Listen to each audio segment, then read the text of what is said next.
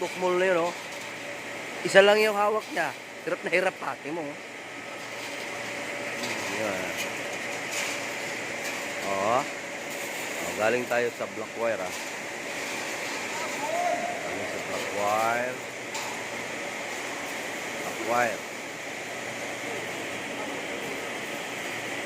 Papasok dito sa first pan.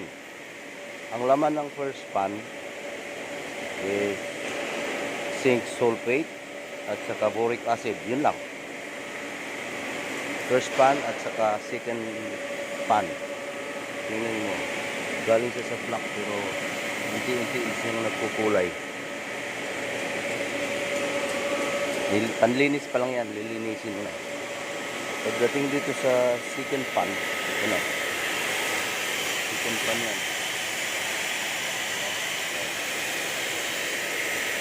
Second pan. And then, pasok siya sa tubig. Tubig para maiwan yung mga dumi-dumi. And then, pasok na siya sa unang pan na may chemical. Ang laman ng first pan, second pan, at saka yung kuwan.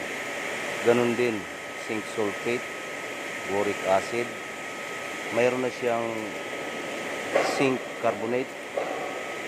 Saka nilalagyan na natin siya ng, unti-unti nilalagyan na natin siya ng brightener. Brightener A.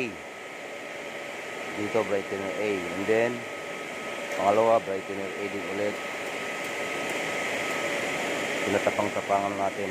Tapos ito brightener B. Yung brightener, mapapansin mo galva na siya, oh.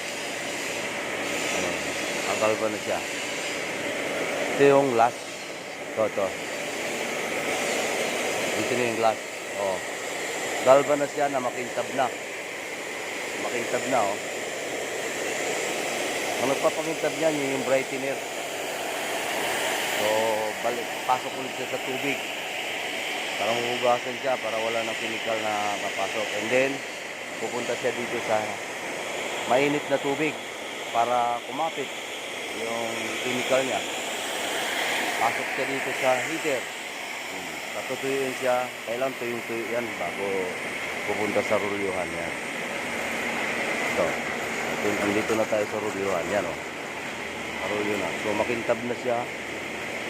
Good na ito. Magkabila.